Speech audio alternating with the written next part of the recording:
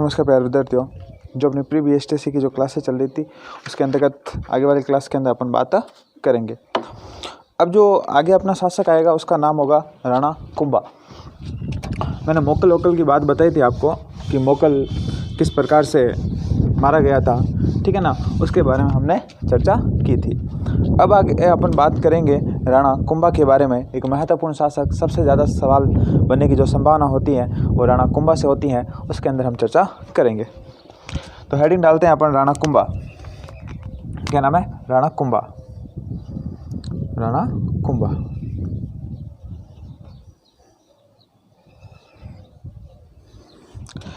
देखो, जैसे ही मोकल की मृत्यु होती है उसके बाद जो शासक बनता है वो बनता है राणा कुंभा। कुंभा का जो टाइम पीरियड है वो आपको याद रखना है। 1433 के अंदर वो क्या बनता है? शासक बनता है। और 1468 ईस्वी तक वो क्या रहता है? शासक रहता है। कब तक रहता है? 1464 ईस्वी तक। अब इसके जो माता का नाम है और इसके जो पिता का नाम है उसके बारे में अपन चर्चा करेंगे, ठीक है ना। जो माता थी ना वो तो क्या थी? सौभाग्यवती परमार। कौन थी? सौभाग्यवती परमार। कौन थी? सौभाग्यवती परमार, ठीक है ना। और जो इनके पिता थे ना वो कौन थे? मोकल। कौन थे? मोकल, ठीक है ना। अब हुआ क्या था, जैसे ही राणा कुंभा राजा बना उसके सामने सबसे बड़ी जो चुनौती थी ना वो क्या थी? चाचा मेरा की मृत्यु करना, क्योंकि उसके पिता ने उनकी चाचा मेरा ने उनके पिता की क्या कर दी थी? हत्या कर दी थी, ठीक है ना, महापा पवार ने। तो उनकी क्या करना? हत्या करना। तो इसने क्या किया, जो इनका संरक्षण था ना रणमल, तो रणमल की सहायता से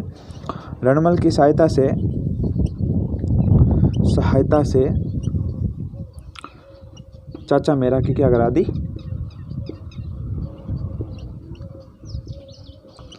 हत्या करवा दी।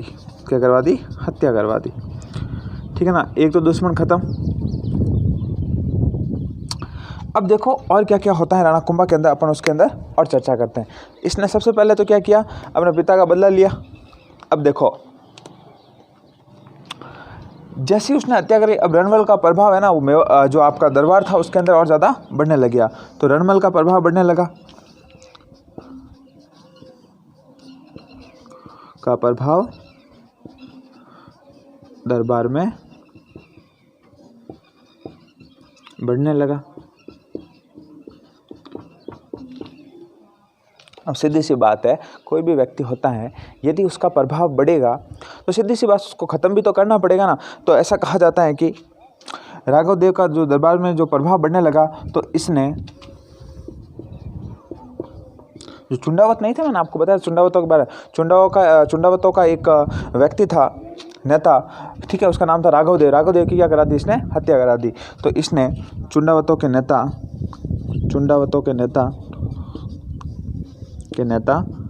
राघव देव की क्या करा दी? हत्या करा दी।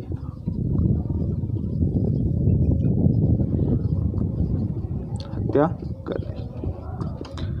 अब देखो, चुंडावत इतने शक्तिशाली हुआ करते थे, चुंडावतों को सबसे महत्वपूर्ण जागीरें दी गई थी। अब उनकी हत्या कर दोगे, सीधी सी बात है, चुप कौन रहेगा? अब पता चल गया। अब ऐसा लगने लगा कि कुछ हो ना हो, अब रणमल क्या करेगा? पूर्ण रूप से इनके ऊपर अधिकार स्थापित करेगा। पिछले वीडियो में मैंने आपको स्टोरी बताई थी, वो यहीं से जुड़ी हुई थी, ठीक है ना। अब क्या हुआ कि अब रणमल को मारने के लिए वापस किसको बुलाए? कि अब कहा कि एक ही व्यक्ति रणमल को मार सकता है, तो चुंडा को वापस बुलाया जाए। कि चुंडा कहाँ चला गया था? चुंडा चला गया था मालवा का शासक था होशंग शाह के पास चला गया था। तो किसको वापस लाया जाए? चुंडा को। तो चुंडा को वापस बुलाया गया। चुंडा को वापस बुलाया गया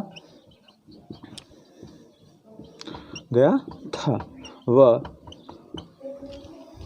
चुंडा के सहयोग, चुंडा व भारमली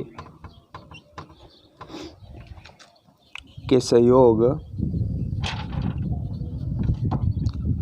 से रणमल की हत्या करवा दी। भारमली मैंने आपको बता दिया कि कौन थी, उसके बारे में मैंने अच्छे से आपको बता दिया, ठीक है ना। भारमली क्या थी? जो रणमल था ना, रणमल की कह सकते प्रेमिका थी, ठीक है ना। उसके द्वारा उसकी क्या करा दी गई? हत्या करवा दी गई। अब दरबार के अंदर कोई बैठा बैठा कहता है कि जोधा थारो बाप रणमल मरियो जाए, जो तू भाग सके तो भाग जा। कि ऐसा कहा गया कि रणमल तो मर रहा है, जोधा तू जितना तेज भाग सकता है यहाँ से भाग जा। तो जोधा ने सीधे के सीधे यहाँ से भाग के गया, कहाँ पर, मेवाड़ चला गया, ठीक है ना। और मारवाड़ चला गया। मारवाड़ जाने से पहले जो जोधा ने है ना, एक गांव आता है कहानी, गांव में शरण ली, ठीक है ना। तो जैसे ही हत्या करवा दी, उसके बाद देखो आगे क्या होता है, ठीक है ना, ये आपने लिख लिया होगा।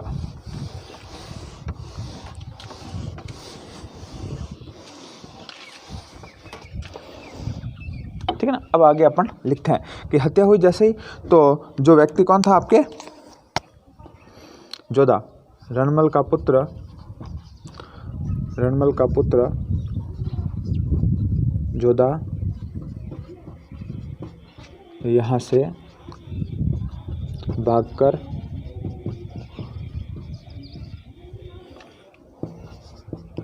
काहुनी गांव में शरण ली, काहुनी गांव में शरण ली, ठीक है ना। भागा जैसे, अब क्योंकि पता चल गया कि पिताजी को तो सल्टा दिया, अब अपनी बारी है, इसलिए वो भागकर कहाँ चला गया, काहुनी गांव में चला गया। तो चुंडा वापस पीछे पीछे किसके, जोधा के। तो चुंडा जैसे ही, चुंडा ने जोधपुर, कह सकते हैं मंडोर, उस समय जो इनकी राजधानी हुआ करती थी वो कौन थी, मंडोर, पर अधिकार कर लिया, अधिकार कर लिया। अब देखो हुआ क्या, चुंडा द्वारा मंडोर पर अधिकार कर दिया गया। तो कुछ समय तो बीता, ठीक है, कुछ समय बीता, और उसके बाद ऐसा कहा जाता है कि कुछ समय बीतने के बाद जो हंसाबाई थी, उन्होंने अपने पोते कुंभा से कहा कि यार कैसा भी हो मेरा भतीजा है, राज्य तो वापस दे देना चाहिए। तो संधि अंधि कर करके क्या दे दो आप, जो राज्य है ना वो वापस किसको दे दो आप, जोधा को दे दो, मंडोर। तो इसीलिए इनके बीच में एक संधि होती है, वो इंपॉर्टेंट है, उसका सन भी बहुत इंपॉर्टेंट है, बहुत बार एग्जाम के अंदर पूछा हुआ है। उस संधि का नाम था आंवला बावला की संधि। तो ऐसा कहा जाता है, आंवला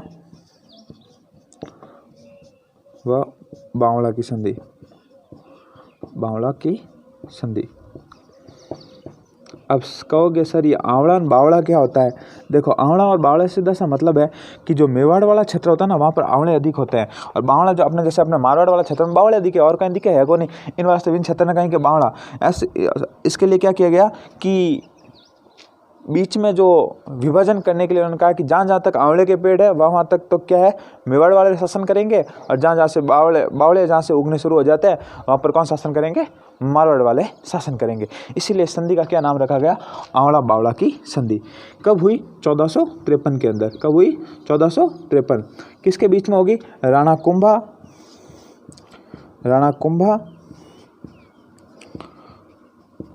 व कौन था, जोधा के मध्य, जोधा के मध्य।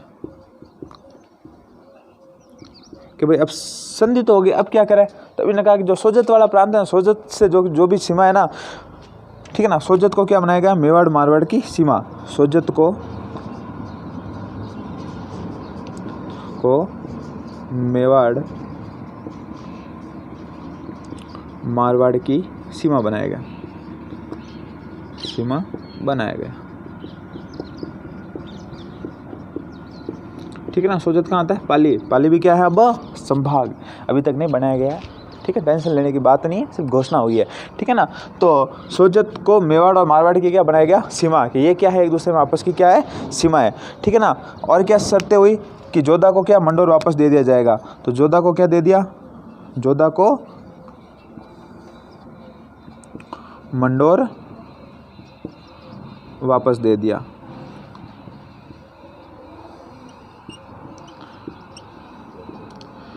और क्या किया जाए, तो जोधा ने कहा कि अच्छा ऐसी चीज़ें तो हो गई, अब एक काम करते हैं अपन, कुंभा ने अपनी जो बेटी थी उसकी शादी किसके साथ कर दी, रायमल के साथ, ठीक है ना। तो कुंभा ने अपनी पुत्री, जोधा ने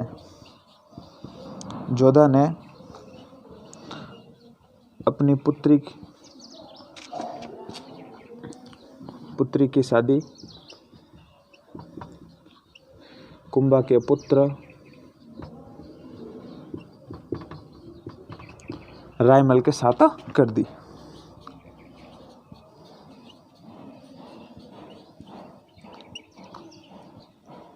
अब पुत्री का कोई नाम पूछ ले तो श्रृंगार कंवर, क्या नाम था?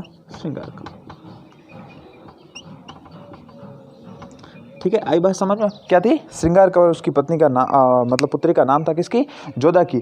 ठीक है ना, जोधा ने अपनी पुत्री की शादी कुंभा के पुत्र रायमल के साथ कर दी, जिसका नाम क्या था? श्रृंगार कंवर। ये चीज़ें हुई। अब जोधा अपने मंडोर के ऊपर शासन कर रहा है। जब मारवाड़ पढ़ेंगे तब अपन को और बताएंगे जोधा के बारे में। अब आगे अपन कुंभा के अंदर बात करते हैं। अब क्या हुआ? कुंभा ने अपने आसपास के सारे दुश्मनों को ख़त्म कर दिया। अब इसके सामने सबसे बड़ा दुश्मन बचा हुआ था मालवा का शासक। ठीक है ना, मालवा का जो शासक था उसका नाम था महमूद खिलजी। क्या नाम था? महमूद खिलजी। उसके साथ इसका एक सारंगपुर का युद्ध होगा और उसी सारंगपुर के युद्ध के बाद उसके द्वारा किसका निर्माण किया जाएगा? विजय स्तंभ का निर्माण करवाया जाएगा। मोस्ट इंपॉर्टेंट यहाँ पे जो चीज़ें लिखी है ना मैंने, इसका ये सवाल पूछा हुआ है, ये भी पूछा हुआ है कि राणा कुंभा और जोधा के मध्य कौन सी संधि हुई थी। ये सारी चीज़ें इंपॉर्टेंट आती हैं। उसके बाद देखो अपन एक युद्ध के बारे में पढ़ेंगे, उस युद्ध का नाम आता है आपके सारंगपुर का युद्ध। ठीक है ना, ये आपने आराम से उतार लिया होगा।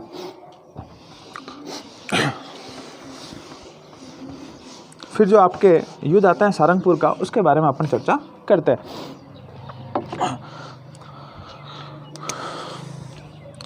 उस युद्ध का नाम अपन लिखते हैं सारंगपुर का युद्ध। कौन सा युद्ध था? सारंगपुर का।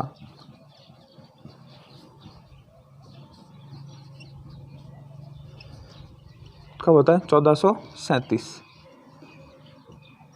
33 में राजा बनता है और 37 के अंदर कौन सा युद्ध होता है? सारंगपुर का युद्ध होता है। किसके बीच में होता है? राणा कुंभा और महमूद खिलजी के बीच में। तो अपन लिख सकते हैं किसके मध्य? राणा कुंभा वर्सेस महमूद खिलजी के मध्य। महमूद खिलजी के कहाँ का शासक था? मालवा का शासक। मालवा का शासक। और यहाँ राणा कुंभा कहाँ का? मेवाड़ का शासक। अब दोनों के बीच में भयंकर युद्ध हुआ और इस युद्ध के अंदर कहा जाता है कि जो महमूद खिलजी था उसकी क्या हो जाती है? इस युद्ध में हार हो जाती है और उसमें उसका क्या करना पड़ेगा? हार का सामना करना पड़ता है। देखो किस कारण कुंभा ने ये युद्ध किया था, उसका सबसे प्रमुख कारण यह माना जाता है कि जो महमूद खिलजी था ना, उसने मोक्कल के हथियारों को क्या दे दी थी? शरण दे दी थी। इसके लिए युद्ध किया था। तो अपन लिख सकते हैं युद्ध का प्रमुख कारण, युद्ध का कारण मोक्कल के हथियारों को शरण देना। मोक्कल के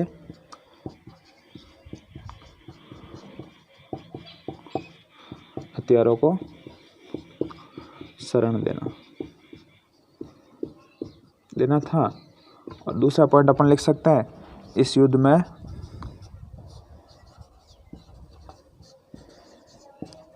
कुंभा की जीत हुई।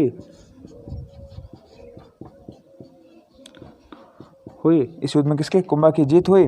वह इसने इस युद्ध पश्चात, इस युद्ध के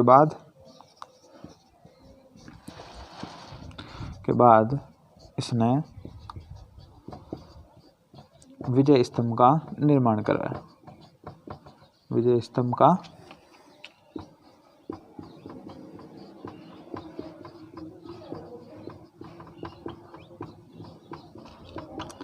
ठीक है ना, क्या किया? जैसे युद्ध जीता उसने एक विक्ट्री टावर बनाया, विजय स्तंभ बनाया। ठीक है ना, उसका क्या कराया? इसने निर्माण कराया।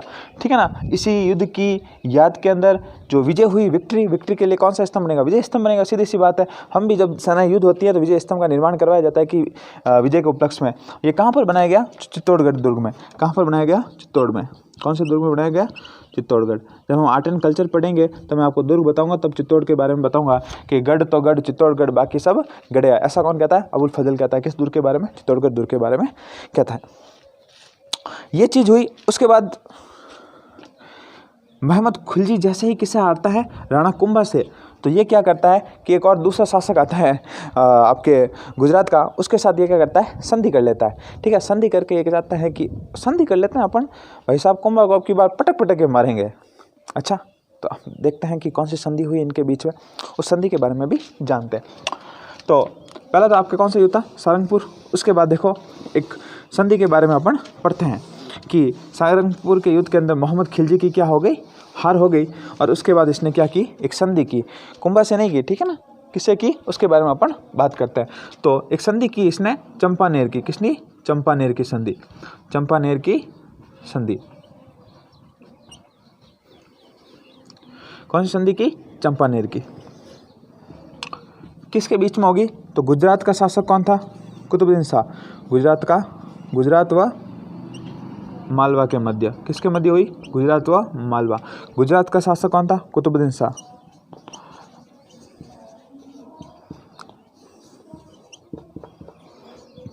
और मालवा का मोहम्मद खिलजी।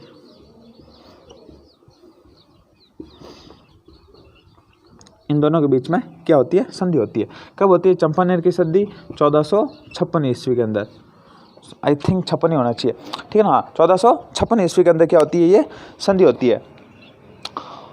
अब दोनों ने कहा कि भाई साहब अब दोनों अपन साथ में मिला तब कुंभा ने आराम हरा देवा, टेंशन ले वाली कोई बात है को नहीं। लेकिन हुआ कहीं, देखो सुनो कि दोनों जो संधि हुई, दोनों आपस में मिल गया और आक्रमण करिए कुंभा माता। तो कुंभा पे आक्रमण करते हैं 1457 के अंदर। उसके अंदर एक युद्ध होता है जिसका नाम है बदनौर का युद्ध। किसका, बदनौर। कौन सा युद्ध होता है, बदनौर का। और इस बदनौर के युद्ध में कुंभा के द्वारा भयंकर तरीके से इनको फोड़ फोड़ के उठा के पटा के मारा जाता है। और इस युद्ध के अंदर इनकी क्या हो जाती है, हार हो जाती है। तो हम कह सकते हैं कि चंपानेर की संधि की गई किसके लिए, कुंभा को हराने के लिए। लेकिन कुंभा ने बदनौर के युद्ध में दोनों की संयुक्त सेनाओं को क्या किया, पराजित किया, ठीक है ना। इस प्रकार से क्या हो गया, कुंभा की इसके अंदर भी विजय हासिल कर ली, ठीक है ना। देखो फिर उसके बाद कुंभा क्या क्या करेगा उसके बारे में अपन जानेंगे। इतनी चीज़ आपको समझ में आ गई, चंपानेर की संधि समझ में आ गई आपको, बदनौर का युद्ध 1457 जिस कुंभा की विजय होती है। कुंभा दोनों की सेनाओं को साथ में क्या करता है, हरा देता है। उसके बाद देखो आगे अपन बात करते हैं कुंभा के बारे में। इसने एक सिरोही का शासक आता है सहसमल देवड़ा, उसको भी हरा दिया था, ठीक है ना। सिरोही का शासक कौन आता है, सहसमल देवड़ा। तो इसने सिरोही के शासक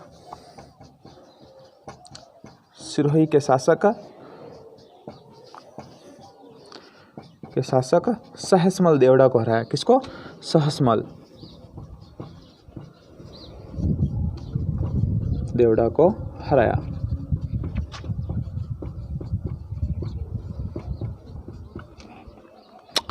आगे देखो होगा क्या, नागौर के बीच में एक युद्ध होगा, उसके बारे में अपन चर्चा करेंगे, ठीक है ना।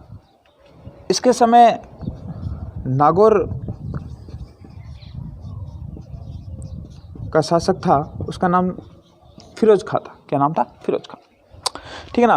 फिरोज खां के दो पुत्र हुए, ठीक है ना। का शासक कौन था, फिरोज खां, कौन था, फिरोज खां। इसके दो पुत्र थे, ठीक है ना। एक का नाम था आपके शम्स खां और दूसरे का नाम था मुजाहिद खां। क्या नाम था, शम्स खां और मुजाहिद खां, शम्स खां और मुजाहिद खां।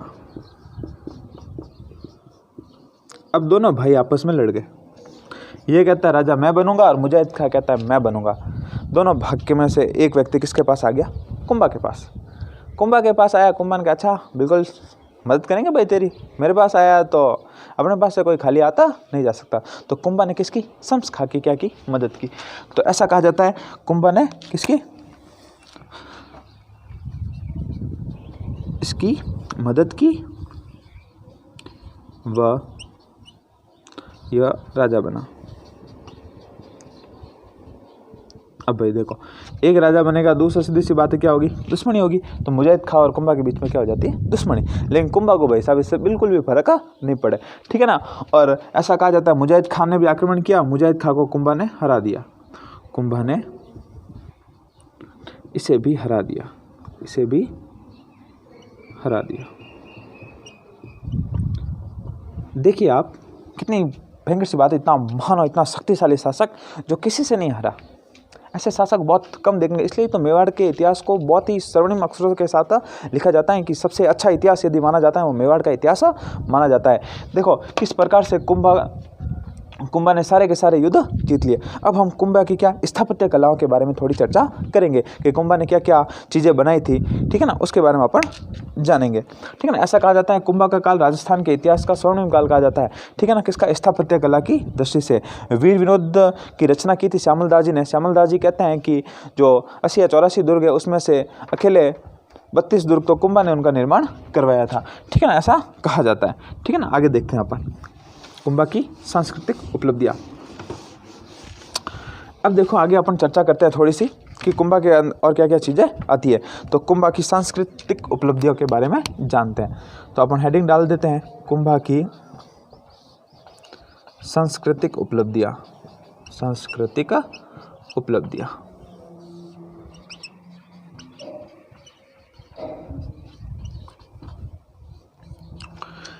कुंभा की जो सांस्कृतिक उपलब्धियाँ है उसके अंतर्गत क्या क्या चीज़ें आती है उसके बारे में अपन क्या करेंगे, चर्चा करेंगे।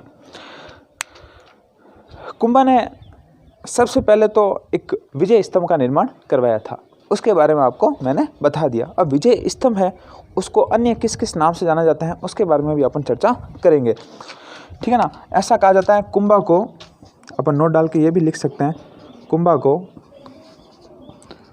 को राजस्थान के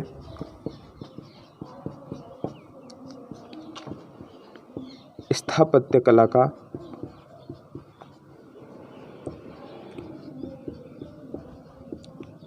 जनक कहा जाता है। जनक कहा जाता है।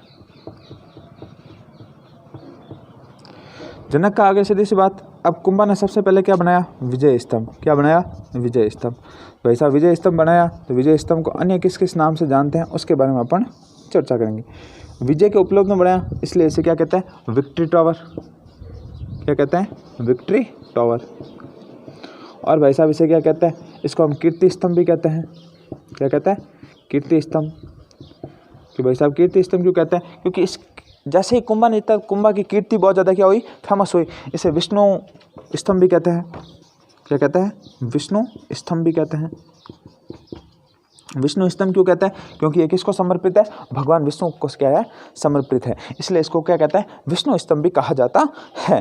ठीक है ना। और इसे मूर्तियों का अजायब घर भी कहते हैं। क्या कहते हैं, मूर्तियों का अजायब घर।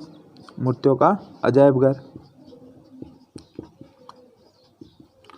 तो ऐसा कहा जाता है कि यहाँ पर हर एक जो मंजिल है वहाँ पर बहुत सारी क्या है, मूर्तियाँ हैं, लेकिन एक दो मंजिल ऐसी भी आती है जहाँ पर हमें मूर्तियाँ प्राप्त नहीं होती, उसके बारे में अपन चर्चा कर लेंगे। ठीक है ना।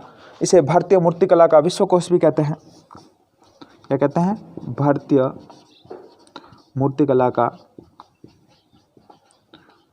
का विश्वकोश भी कहते हैं।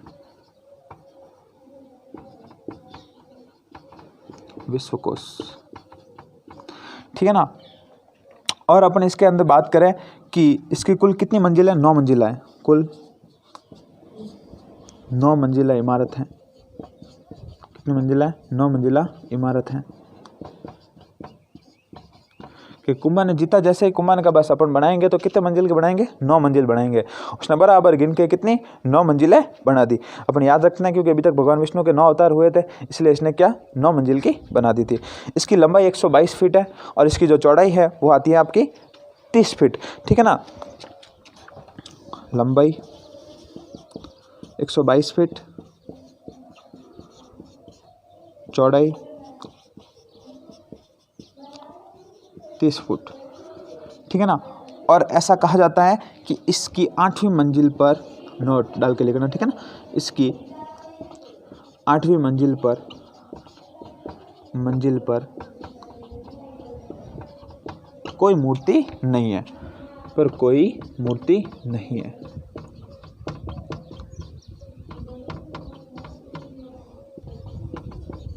जो इनकी 8वीं मंजिल है ना, इसके ऊपर कोई मूर्ति नहीं है। ऐसा कहा जाता है किसी विदेशी ने आक्रमण किया होगा, इसलिए वहाँ की मूर्तियाँ तोड़ दी होगी। ठीक है ना। और ऐसा कहा जाता है कि इसकी जो 3री मंजिल है ना, इसके अंदर लिख ले, 3री मंजिल पर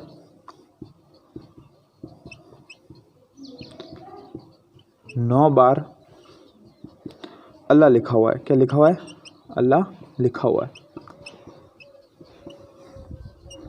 कोई भाई साहब भाषा पूछ ले तो कौन सी है, अरबी भाषा में। कौन सी भाषा में लिखा हुआ है, अरबी भाषा के अंदर क्या लिखा हुआ है, यहाँ पर 9 बार अल्लाह लिखा हुआ है। इसका जो वास्तुकार था उसका नाम था जैता। तो अपन ये भी लिख सकते हैं वास्तुकार जैता नापा, ठीक है ना, पुंजा, ये सारे इनके क्या थे, वास्तुकार थे, ठीक है ना। जैता, नापा, पुंजा, ये क्या थे, इनके वास्तुकार थे, ठीक है ना। आइए इसके बाद ये सारी जानकारी हमें किसके मिलती है, विजय स्तंभ की। विक्ट्री टावर, कीर्ति स्तंभ, विष्णु स्तंभ, मूर्तियों का अजायबघर, भारतीय मूर्तिकला का विश्वकोश, कुल 9 मंजिलें, 122 फीट ऊंचाई, चौड़ाई 30 फुट। इसकी 8वीं मंजिल पर 9 बार 8वीं मंजिल पर कोई मूर्ति नहीं है। इसकी जो तीसरी मंजिल है उस पर 9 बार क्या लिखा है, अरबी भाषा के अंदर अल्लाह लिखा हुआ है। और इसकी जो वास्तुकार थे, जैता, पुंजा और नापा, इनके क्या थे, वास्तुकार थे, ठीक है ना। इसी के ऊपर क्या लिखी गई, एक प्रशस्ति लिखी गई है। उस प्रशस्ति के बारे में आपको बता देता हूँ, ये आपने लिख लिया होगा। उसके बाद देखो आगे, देखो चर्चा करते हैं। कुंभा थोड़ा सा बड़ा है, अब अच्छे से समझना, इससे अच्छा सवाल आपके बनता है, ठीक है ना।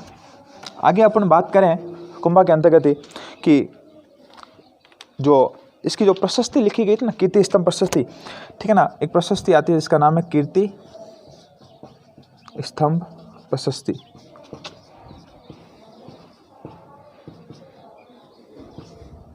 ठीक है ना। कीर्ति स्तंभ जो प्रशस्ति आती है उसकी रचना किसने की थी, अत्रि और महेश ने की थी। किसने की थी, अत्रि और महेश, अत्रि व महेश। मोस्ट इंपॉर्टेंट सवाल है, इतनी कंपटीशन एग्जाम के अंदर पूछा हुआ है, मत पूछो, ठीक है ना। हर दूसरे तीसरे एग्जाम के अंदर इसका सवाल पूछा जाता है, कीर्ति स्तंभ प्रशस्ति की रचना किसने की थी, ठीक है ना। अब ये भी सवाल इंपॉर्टेंट बनता है कि मेवाड़ के कौन से महाराजा थे जिसने जो आपका एक विजय स्तंभ आता है इसका पुनर्निर्माण करवाया था, वो आते हैं आपके स्वरूप सिंह। तो स्वरूप सिंह ने, नोट डाल के लिख लेना कि स्वरूप सिंह ने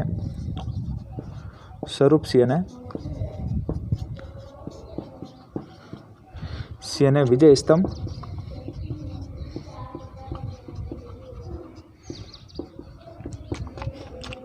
पुनर्निर्माण करवाया था, ठीक है। पुनर्निर्माण क्यों करवाया भाई, सीधी सी बात है कि ऐसा कहा जाता है कि बिजली गिर गई थी जिसकी वजह से इसकी 1-2 इमारत क्या हो गई थी, थोड़ी सी खराब हो गई थी। इसलिए स्वरूप सिंह ने कहा कि भाई साहब मैं ठीका करवा दूंगा। जेम्स टॉड आता है ना, वो कहता है कि ये कुतुब मीनार से भी क्या है, शानदार है। क्या है, कुतुब मीनार से भी शानदार है। और एक इतिहासकार आता है फर्ग्यूसन इसकी तुलना रोम के टावर से करता है, ठीक है ना। तो हम लिख सकते हैं फर्ग्यूसन, कौन सा आता है, फर्ग्यूसन विजय स्तंभ की तुलना रोम के टावर से करता है, कि भाई साहब जैसे रोम का टावर है ना इतना बड़ा, वैसे क्या है आपके विजय स्तंभ है। बड़ा ही बढ़िया इतिहासकार हुआ था, उसने कहा था। एक अपने आते हैं टॉड साहब जी, कौन आते हैं, टॉड साहब। टॉड तो कहते हैं कुतुब मीनार से भी क्या है, अच्छी इमारत है। क्या है, कुतुब मीनार से भी अच्छी इमारत है। हम लिख सकते हैं कुतुब मीनार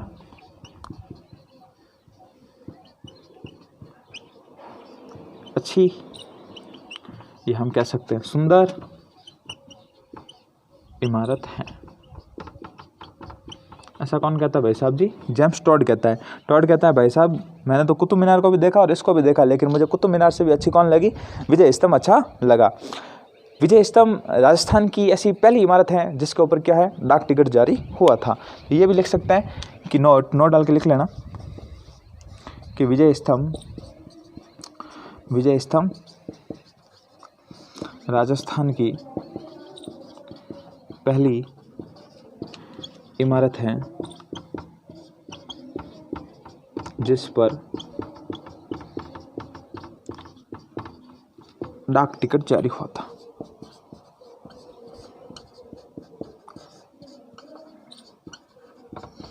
देखो यहाँ से हर एक सवाल इंपॉर्टेंट बनता है, आपको याद अच्छे से करना है कि राजस्थान की पहली इमारत कौन सी जिसके ऊपर डाक टिकट जारी किया था, वो आती है आपके विजय स्तंभ आती है, ठीक है ना। अब ये भी इंपॉर्टेंट है कि विजय स्तंभ किन किन लोगों का प्रतीक चिन्ह है। तो ऐसा कहा जाता है कि राजस्थान पुलिस का प्रतीक चिन्ह है, ठीक है। उसके बाद माध्यमिक शिक्षा बोर्ड का है, और जो आपके अभिनव भारत संगठन आता है किसका, जो 1857 के अंदर जिस क्रांति के ऊपर बुक लिखी थी उसका नाम आता है वीडी सावरकर, ठीक है ना। अभिनव भारत, तो अपन लिख सकते हैं अभिनव भारत का किसका संगठन था, ये वीडी सावरकर। उसका क्या था, ये अभिनव भारत का प्रतीक चिन्ह था,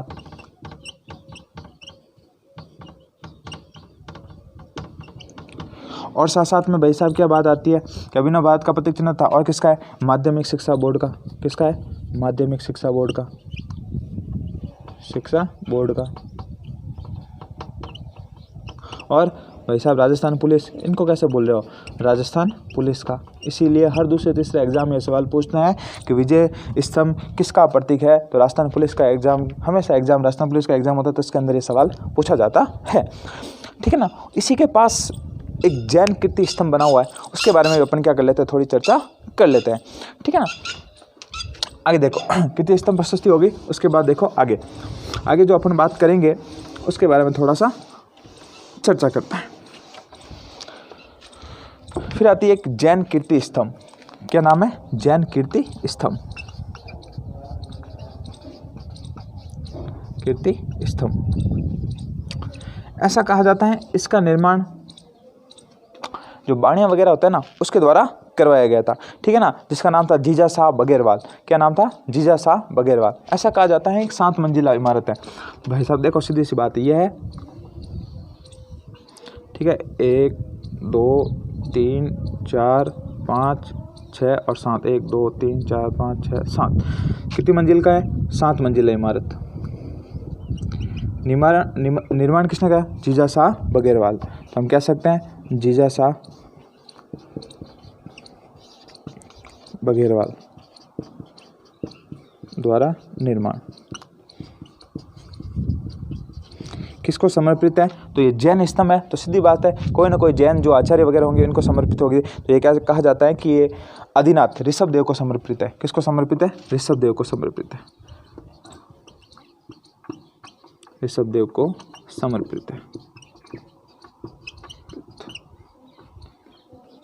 ठीक है, उन्हें आदिनाथ भी कहते हैं, ठीक है, इनको क्या है, ये समर्पित है, ठीक है ना। फिर